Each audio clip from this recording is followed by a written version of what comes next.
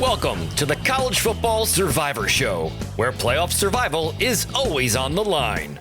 Here's Shehan J. Haraja and Bobak Hayeri. Hey everybody, it's a College Football Survivor Show. I'm Bobak Hayeri with my co-host Shehan J. Haraja, national college football writer for CBS Sports. We're always glad to have you with us. So I was covering a game this past weekend in Oregon's Rogue Valley. NAIA Southern Oregon hosted Japan's six-peating national champion, the Kwansei Gakuin University Fighters, in the Mills Bowl.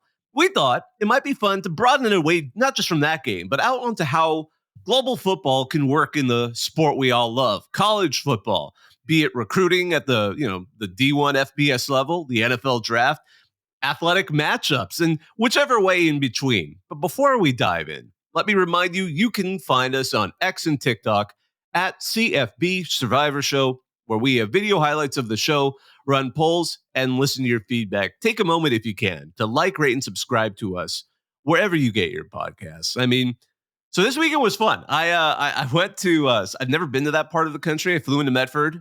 Ashland is like 15 minutes south of Medford. It's like a little college town. A lot of fun.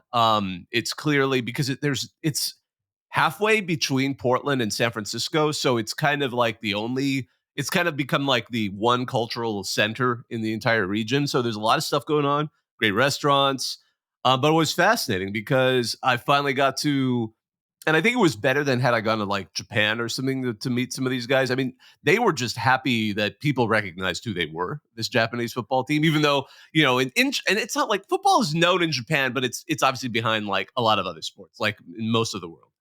But it was fun to get to know a lot of people there, talk to their coach, talk to former coaches, talk to the director of athletics, tried to talk to football players, although it turns into, you like America? Kind of like conversation. Who's your favorite NFL player? I mean, again, it's like when you interview a player in the NCAA, if you're going to Big 12 Media Days, as I tell people, like the players, they're not being recruited because of their great rhetorical ability. They're being recruited because they're great football players. Can be very smart, but, lots of smart people aren't necessarily great speakers. But no, it was something else. And I got to say, like, the energy was neat. It was raining the whole game, but eventually the home team won. It was the first half was close.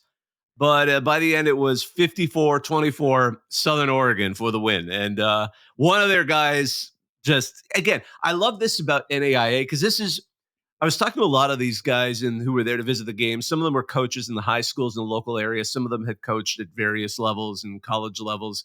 And they said, look, Oregon, we've got lots of good football here, but we're not in the South. So people don't really like come out here to analyze our guys.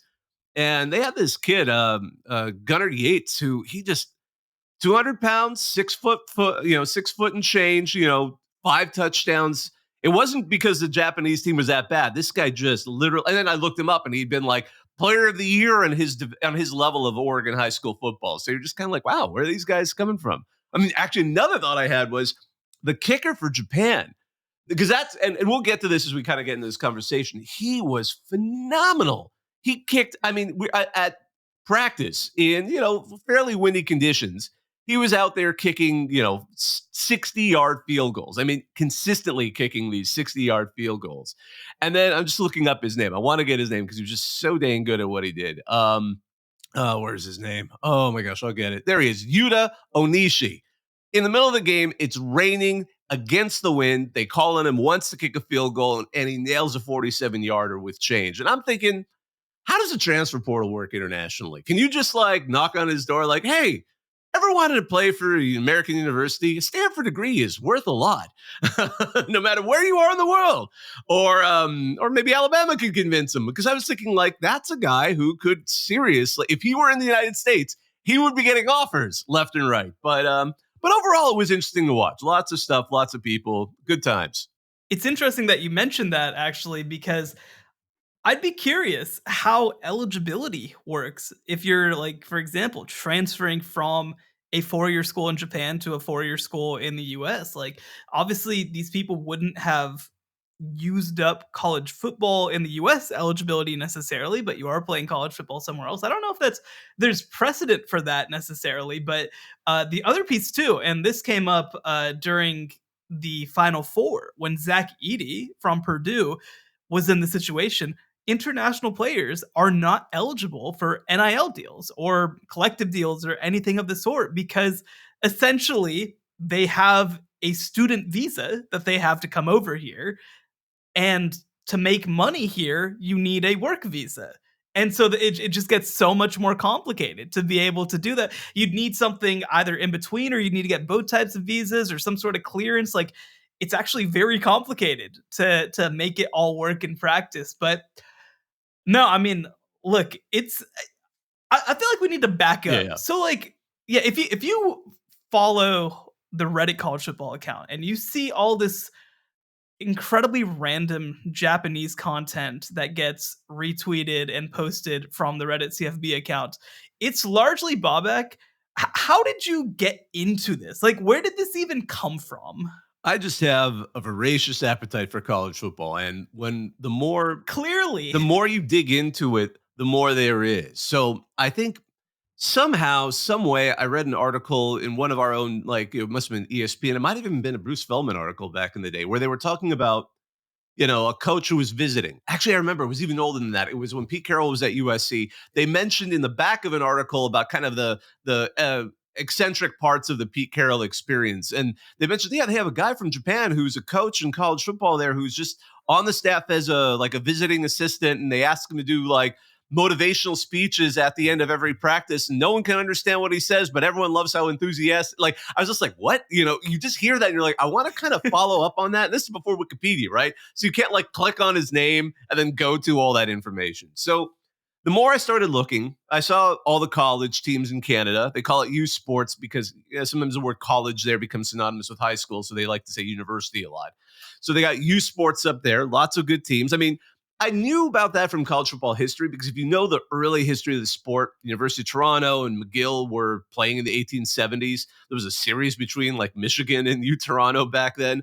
And then the only reason they split was, of course, the argument over how big to make the field and some of the other nuances. Then Harvard, in a very Harvard manner, decided to end the debate by building Harvard Stadium in 1903, which forced the rule. Like, if you've ever been to Harvard Stadium, it is built to the standard, what we now consider standard American football field dimensions. You can't make it bigger. So they killed any argument the Canadians were making for making the bigger field because they said, we're not rebuilding this stadium. And then the Canadians went their way. We went ours. 1920s, Mexico starts playing college football. I went down, and I'd heard this, but I didn't believe it until I went down there. I went to Mexico City 2 winters ago. Better time ago, winter. And Mexico City has one of this giant university, public university, UNAM, National Autonomous University of Mexico. Beautiful campus. I'd heard Estadio Olímpico, which is their stadium, which hosted the 68 Olympics, I believe. I'd heard it was built originally for football, and I did my research, and yeah, it was. It was built for football and soccer simultaneously. But I'm going to tell you, it's the only college football stadium in the world that has a giant Diego Rivera mural on the outside of it. And then you go to their library, which is this huge, again, it's a very modernized campus from the 1950s. This huge mural on their library, kind of representing the different parts of Mexican culture. On the side that represents just the university, the symbol for sport isn't a soccer player, isn't a baseball player, it's an American football player in the UNAM uniform. And apparently, I totally believe this story, the guy who started football at UNM was a Notre Dame fan, so their colors are absolutely like, it looks like a Notre Dame player on the side of their library. I'm shocked. Yeah. And then, so then you go like a decade later and Mexico gets in the 1930s. But it's all this stuff that's been hovering in the background because I think because the other sports are more popular, I think because we are naturally focused on, our show is an example of that. We focus on the race for the college football playoff title. We could focus on all 130 plus teams, but that's not as realistic in an amount of time. We focus on those that are really going during the season to be that champion. But then when you look around, though, lots of odd teams. I mean, I've become friends with coaches in Finland, in Great Britain, college level coaches. But the thing is, and the defining factor, I just want to point that out there, that puts our football at every division at this point. And I think that's something where the evolution of the sport, as the very tip top, as Ohio State's, the Texases have raised up and risen up, and all the other, programs are racing to chase them in terms of amenities and support. We spend a lot of money. I mean, let's set aside the stuff people like to focus on, the fancy locker rooms and now NIL. We still spend an incredible amount of money per athlete to develop men into their fullest potential, especially in FBS football. You go back over to these other countries and it's still kind of a club team, like the Japanese players. This is the best team in Japan. They all still buy their own equipment.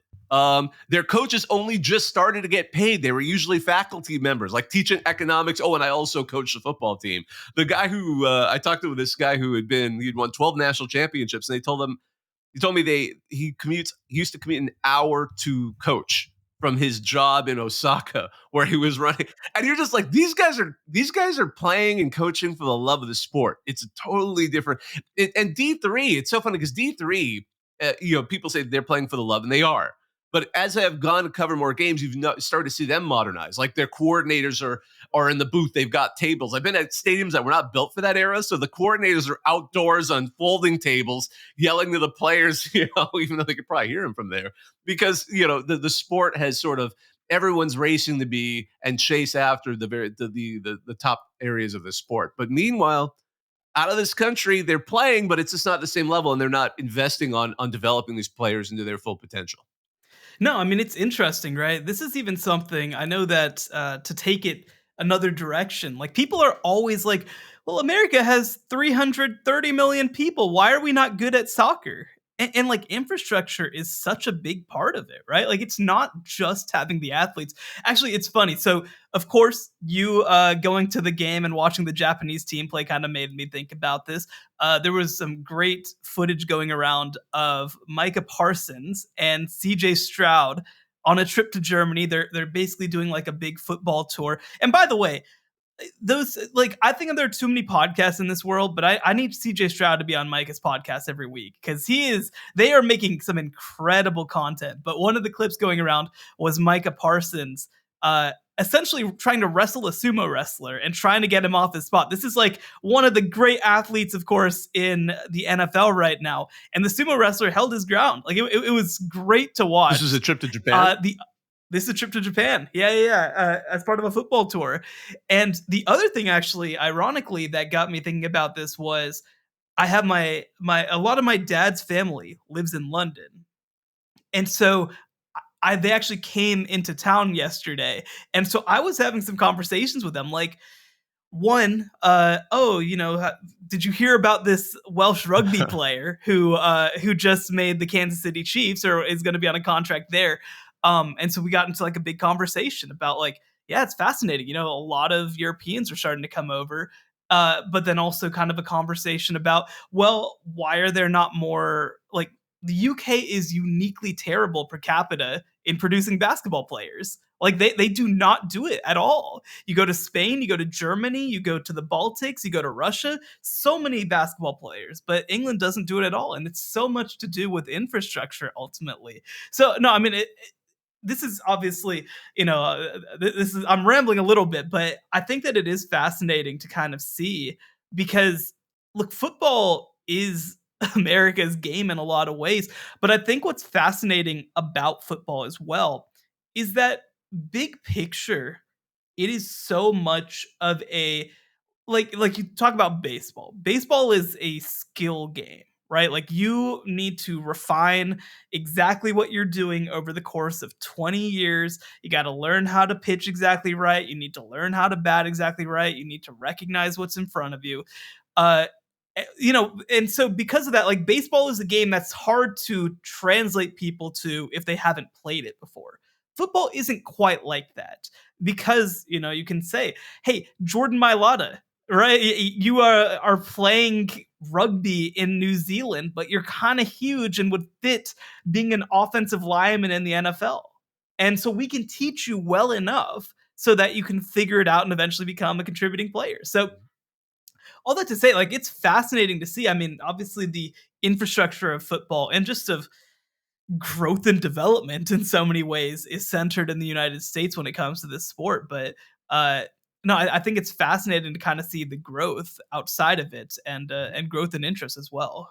Yeah, it's interesting to also see what keeps recruiting from happening internationally? Because that's what do you think? I mean, in this world, there's going to be guys who can play the sport at levels that we just don't re- know about because they're out there and we're not recruiting them. And it makes sense. I mean, frankly, it's just budgets.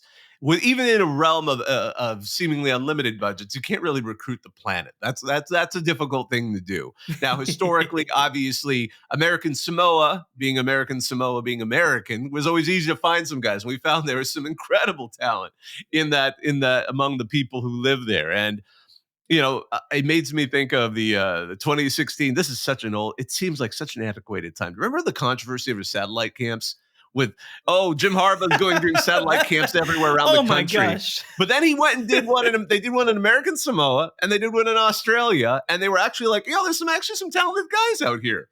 Now, going back to kind of that game, I said kickers are always going to be the easiest ones to recruit because you don't need to necessarily physically develop a kicker like you do an offensive lineman to get them to D1 condition. And wide receivers have arguably also been an area where potentially international players have an easier chance to get noticed without the benefit of growing up in a high school or somewhere where they're really developing out these kinds of physiques that we look for in the sport. But it made me kind of look back at because there are always a handful of, and I'm not just saying like at every level. I mean, a handful of really good players on the P4 and overall in FBS that have come internationally. And I was trying to think about what routes do they usually take. Now, you get some folks who grew up abroad and then their family, for whatever reason, moves to the United States. Sometimes it's just them, sometimes for whatever reason. So by the time they get to maybe junior high or high school, they're living in the U.S. and taking up the sport, perhaps for the first time. I mean, Michigan's Junior Colson, who obviously now he went in the draft, got picked, did well enough. He's a great example. He grew up in Haiti, and he ended up in the United States, got recognized as a potentially great player, and got recruited by the Wolverines. I'm trying to think of a few others. I mean, there's it was that Danish player, Hjelda Froholt. He ended up at Arkansas, but the way he got noticed is his family set up because he was playing football in Denmark and in Central Europe. There is actually a strong tradition of football, even though NFL Europe kind of died. There was a replacement called European Football League, and I love it because the acronym is ELF. But they're active playing out there, and the Germans, the Austrians, the Danes, and the French really enjoy playing football at a high level, or at least trying to. So he played over there, played on their national team, because there are national teams outside the U.S. That gets really fascinating. That's a whole other rabbit hole. But came to the U.S. as an exchange student, got some tape out of high school, and then Arkansas recruited him. There's some other interesting examples. There were a couple of guys, and there's been more than a couple now because they realized this is a potential path to getting in the United States. Purdue had two of them where they were international players. Again, one guy was from France, played on the French national team. He's like, I got to get on an American college football team. How are they ever going to recruit me? He goes and plays junior college football in California, gets recognized. Purdue takes him on. Outside of Purdue, he ended up going to the CFL. Now I believe he's playing in Germany right now. But that was one great. In fact, Purdue actually has one other guy, and I'm trying to remember his name. He started at Auburn, but he was originally from Gabon, grew up in France. Again, came to the United States, played for Independence Community College, the one in Kansas. Ended up on Auburn for a season, and then has now been on the Purdue. I'm trying to remember his name again. Jeffrey Mba. He's a defensive lineman. So I mean, there are guys taking that route, and then the NFL. And I love you have to appreciate the NFL's position in this because you can look at it and they're being magnanimous. They're trying to create international programs. They now have the International Player Pathway Program, both for getting guys into the potential athletes who are overall athletes in the NFL. In fact, there was a 7th round pick this last draft. Travis Clayton, who was a rugby player from England, 7th round pick, made it in. But then they also have the NFL Academy, which is actually trying to train student athletes into being college prospects. And they actually are opening a new office in Australia. As it turns out, that's opening in September. So they can have kind of an Asia Pacific Rim office of trying to develop these players.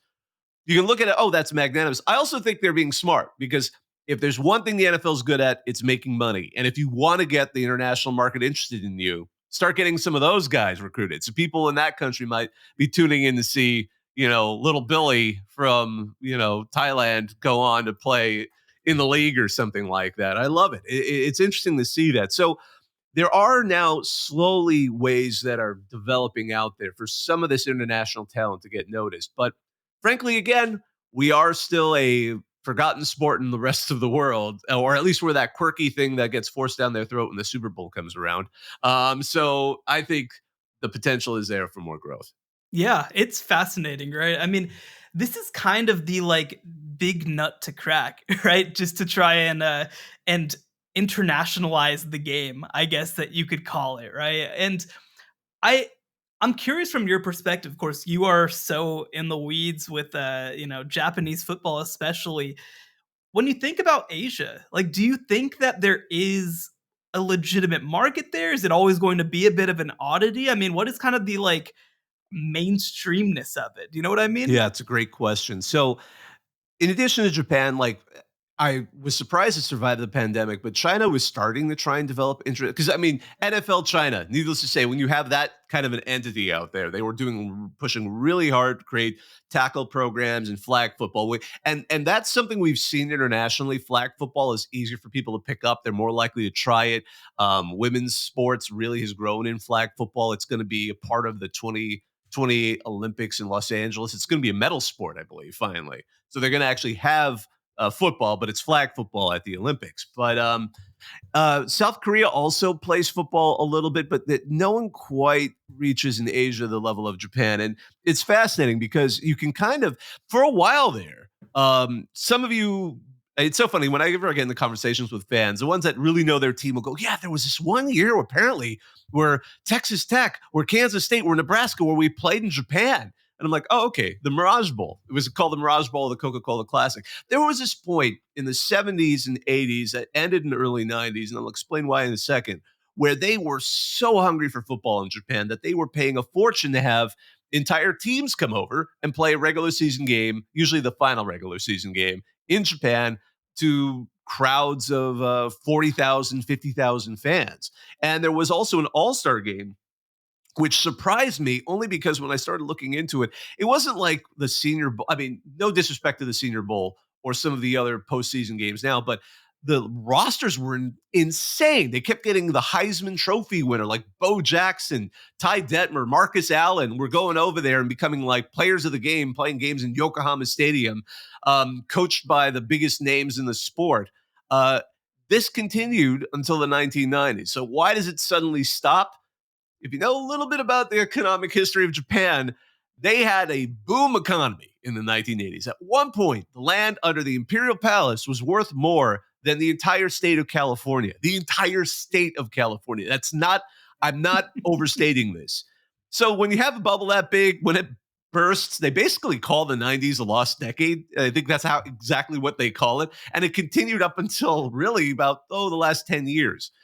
All the money dried up. So the teams stopped being they stopped being able to pay for all the teams that come over, and they were left to what existed in Japan. There is a bit of a pro league there. There is interest there. They have lots of import players. It's actually really fascinating. The rules for import players in Japan's X League is you can't have more than two on the field at once. So that effectively means they usually have 4 to 6, and they can only have 2. I mean, I was looking at the last year's championship game in Japan's semi-pro league, the X League, and I saw names I recognized like Samarjay Grant, who was a wide receiver from Arizona.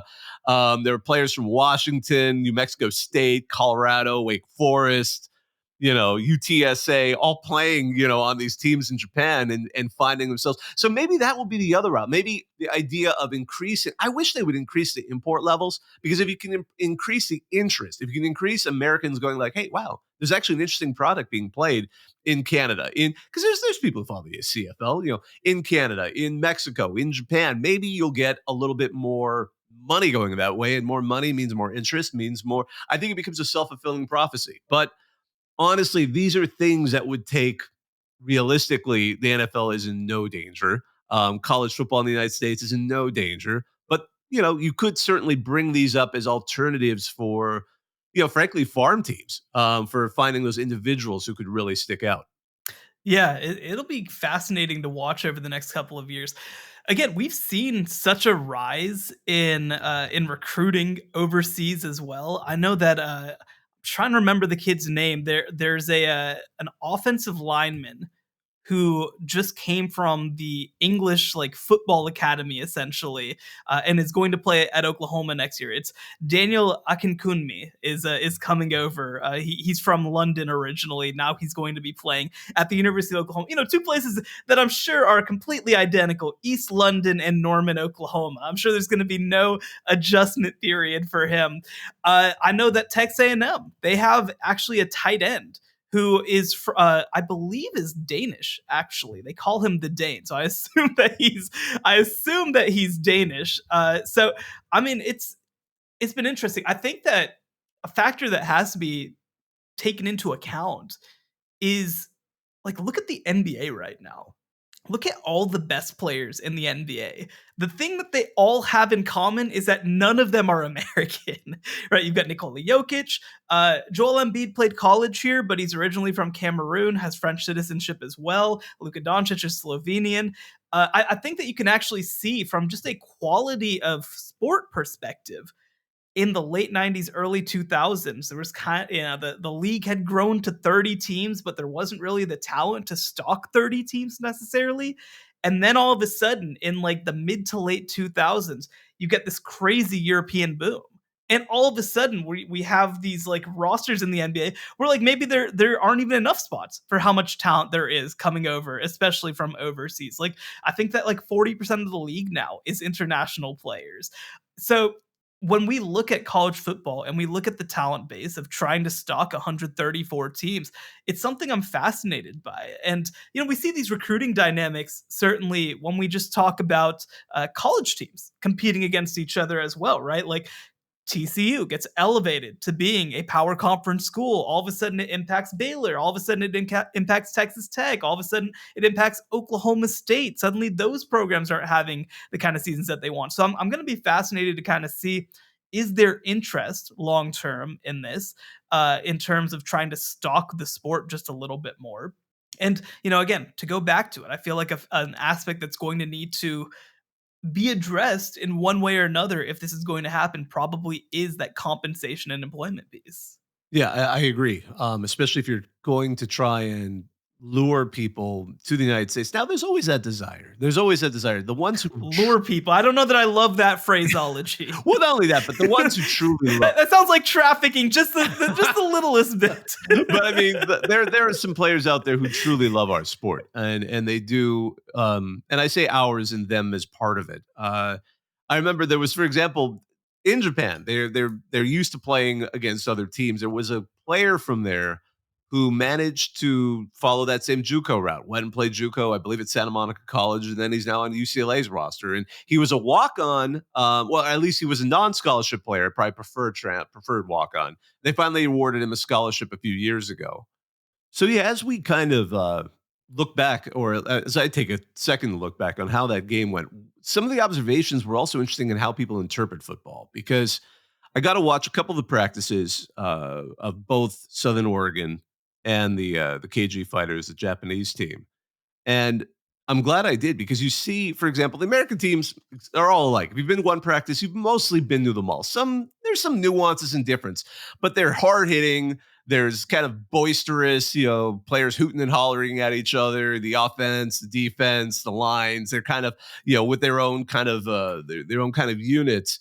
The Japanese practice was so much more formal. I mean, they were doing everything that we're used to seeing, but a lot less contact, which I thought was notable, only because in the game, their tackling, while seemed to be technically proficient, wasn't as nuanced as it could be. They sometimes were aiming high. So it wasn't, you'd see the Southern Oregon players brush off a couple of tackles that just weren't quite there. But it had to do more with the process. Now, it's fascinating if you know anything about Japanese culture outside of football.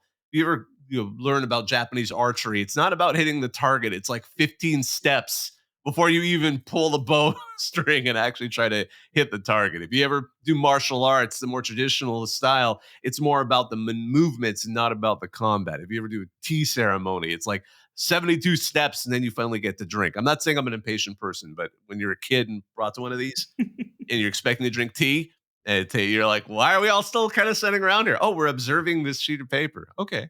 And then you kind of get to the tea ceremony part. But in a way, that was a bit like practice. It was all about focus. It was less about hitting. It was more about scheming.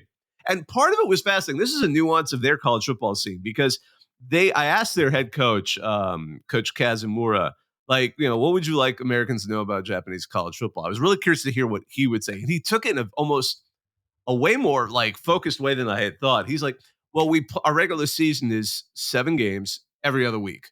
So we literally have 2 weeks to plan for each opponent. So we're constantly just figuring out scheme against each other. We're not even thinking about, our focus and how we prepare for games is all about planning. And that kind of came up this week because, there is a size difference. They admit it as much as anybody else. All Japanese people are a little bit smaller pound for pound than most of their American compatriots, but they were able to figure out a way to kind of keep the lines. Like, I was waiting to see if they were going to get blown up on the line every time. Back in 2015, KG hosted Princeton because Princeton, as a non-scholarship team, is allowed to go and do these kinds of international games. It's kind of a quirk with the NCAA. It's a Division III, Pioneer Football League, and the Ivy League. They're the ones that can do it.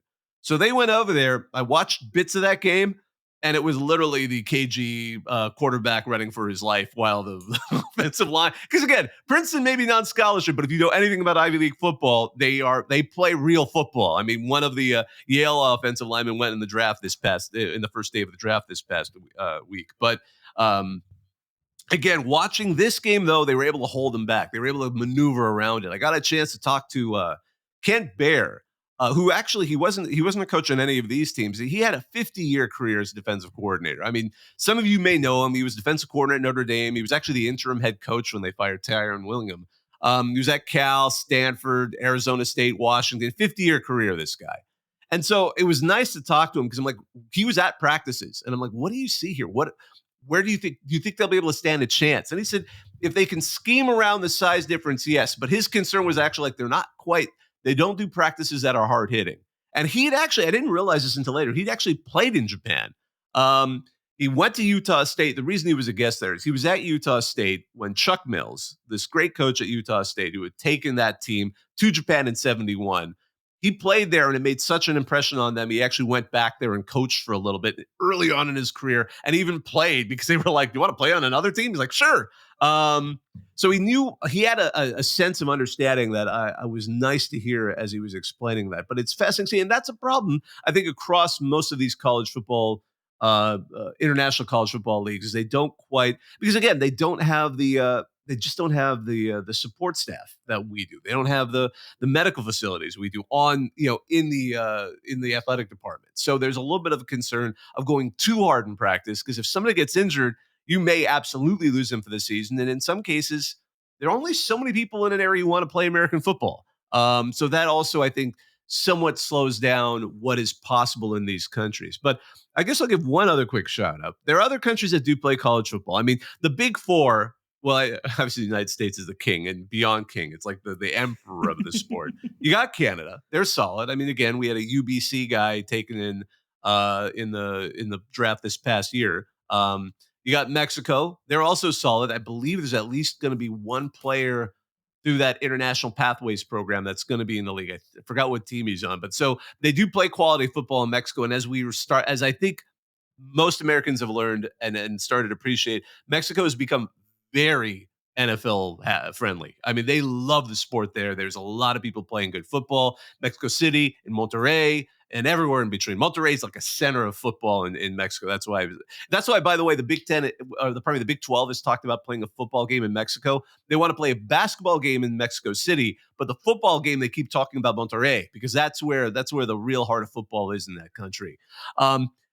Outside of those big three, obviously I'm throwing Japan. You get Great Britain. They've been playing football. And I'm saying Great Britain, not the United Kingdom, because it's England and Scotland where a lot of these teams are playing.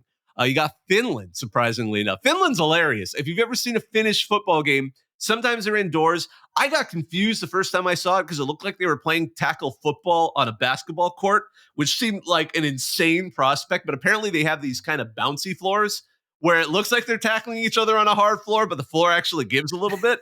Hell of a thing to watch, I'm going to tell you right now. And the best part is they all speak English, so the announcers were convinced they had to do the entire game in English. So absolutely fat. Some of the best logos you will ever see in the sport. They've got the UTU Beaver Hunters, and they've got the I forgot the Alto Predators. The Predators logo literally looks like the Predator from the Arnold Schwarzenegger movie, like except he's biting into a face mask. Like, it is the best logo in sports, one of the best logos in sports. I'm going to set that aside. South Korea is like, they've been playing football since the 1980s in college, but they are one of the hardest nuts to crack. I know they play. I'll occasionally run into them, but they're hard to find. Ireland, they play college football, but it's actually like everyone plays in the same league. It's like the original Canadian Football League, where it was like University of Toronto versus the Argonauts. Like they used to play everyone mixed in until the pro leagues just got too good in Canada, and they separated them out. So Ireland's still in that zone. The Trinity in Dublin, they're a solid team out there. Turkey plays college football. Who knew, right?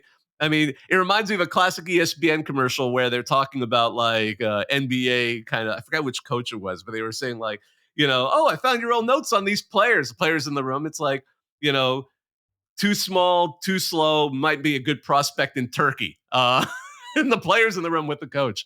But so Turkey, they're playing college football there. Obviously, Austria, they're more focused on club teams there. I mean, there are people, but it's like hockey in Canada. Like, everyone knows Canada's great at hockey, but they don't usually go to the universities. They go to the kind of the club teams there to get their real druthers. That's what we're seeing with football in Europe. And I think that's why some of these guys, you brought it up. The NCAA clock is very curious because some of them have played football in like an organized league, but it doesn't count against their NCAA, and they were able to come over here. That Danish guy at Arkansas was a good example of that. China, we've talked about. They've been trying. I'm surprised to hear they're still keeping it up. That's great. I think they've now focused less on tackle, more on flag after that initial push. And one league I'm pretty sure is dead, but they tried. Bless their hearts, they tried. The pandemic had to have wiped them off the face of the earth. In India, there was a pro football league that they tried to start, and then they started a college football league alongside it.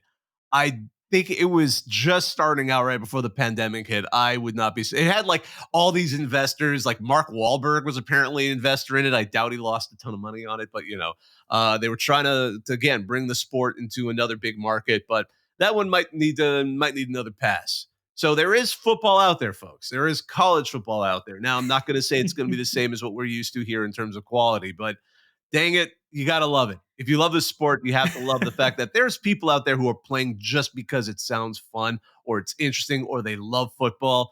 And again, one last reference, that NFL commercial during the Super Bowl of those players just running around in all these international countries, that was fantastic. That is a symbol of where we can go with this sport if it keeps growing the way it does. Okay, I'm setting a clock. 30 seconds. Tell me one thing that American college football teams can learn from international teams, whether it's the Japanese teams or anybody else. This is one that was kind of unexpected. I was talking to some local reporters on the sideline in Oregon this past weekend, and the way the Japanese football teams are oriented, and I've learned that all of them are like this, is they have their staff, the team brings in women to be like, they want women to be part of the team, but they can't play. So almost every other support staff person on the team are women. And it's absolutely fascinating because I talked about the process in the practice, and even during the game, it's actually fascinating to be on their sideline because the moment a play goes dead, you hear all the women's voices call out what down it is. And then and they're even the ones calling out pass, because certain words they don't translate, because it's why would you waste your time translating the word if it's good in American football? But I mean, that would be an interesting one because I mean, we've started to see that a little bit in the United States. Obviously, there's a lot more women coaching, which I think is wonderful. Both through, again, the NFL trying to make inroads in that area has kind of spread to some other areas of the sport. But I think that was one area that was more fascinating to me, that I'd love to see that ability to create diversity, because that was one part of the Mills Bowl. And it goes back to Chuck Mills. And I know I'm going beyond 30 seconds here, but this kind of builds into sort of a bigger thought here. Chuck Mills, when he got there in the 1980s, he was all about building kind of an understanding and the value of diversity, even in sports. So like when he got there, Oregon was the Red Raiders with a Chief logo. He got rid of that. He's like, this is stupid. This is outrageous. This is in the early 80s. So he gets there. They changed to the Raiders that they are now with a bird logo designed by a local Native American artist. And then the whole point of going to Japan, and I heard his former players say it, I heard opposing coaches say it, is he wanted people to go and realize that when it comes down to it, we all bleed red. We all love the sport. We can all play the sport. And if you're willing to kind of open your mind to who can contribute and how they can contribute, you can build a full team and build a team that is not only going to win on the field, but really kind of do more with just increasing the benefit, the joy of life that there is around us. Definitely. It's going to be fascinating to watch how it continues to unfold over the years, but I know that when I'm up at 2:30 a.m. in the morning, I'm going to see some of your freaking tweets about Japanese college football, and I'm looking forward to it. Absolutely. Can't wait. Lots of good stuff out there. And by the way, I have to say, for those of us who caught the end of last week's episode, the second episode, the most previous episode, is I did get some shells to wear over my jacket and pants. And even though at one point it rained so hard, the local fans were leaving. And this is when the game was still competitive. I looked in the stands because I'm like, this is crazy. This is beyond crazy. I remember one guy's like, did an inch just fall in 20 minutes? I stay dry. I'll be darned. All I got to say is, good shell. Good, my shoes were fine. I've got all weather shoes for the winters here, but man, I was dry on that sideline. Although I forgot to bring a towel for my phone, so I literally had to go and grab some napkins and constantly wipe the screen because I thought I'd be taking pictures, and you don't quite think about that until it's too late. But the joys of covering the sport. What can I say? Well, on behalf of all of us here, I wanted to thank you all for listening to me mostly ramble about international football. Thanks to you. Thanks to Sean for tolerating that. My goodness. But I want to thank our producer, Joey Aliberti. Be sure to like, rate, and subscribe wherever you get your podcasts. You can find us on X and TikTok at CFB Survivors Show. He's Shehan Jayaraja. You can find his work at cbssports.com and at Shehan Jayaraja on X and TikTok. I'm Bobak Kyrie. I'm part of the team that runs at Reddit CFB. Thanks for listening, everyone. Take care. The College Football Survivor Show, where playoff survival is always on the line.